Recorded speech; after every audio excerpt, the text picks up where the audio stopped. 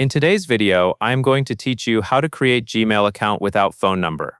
To begin, open your web browser and go to the Google account sign-up page. This is the official page where you create a new Google account, which also gives you a Gmail address.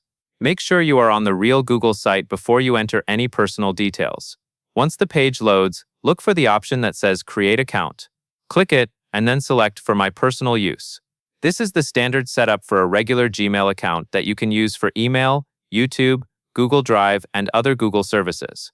Next, you will be asked for your name. Type your first name and your last name in the boxes provided, then select Next. Use your real information if you want the account to be easier to recover later, but follow your own privacy preferences. After that, enter your birthday and choose your gender from the available options. These details help Google with basic account setup and age-related settings. When you are done, click Next to continue. Now you will choose your email address. You may see a few suggested addresses based on your name. You can pick one of those or select the option that lets you create your own Gmail address and type a custom username. Take your time here, because this becomes your new email address. When you have made your choice, click Next. On the next screen, create a strong password.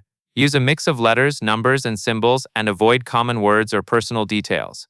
Then enter the same password again to confirm it, and click Next.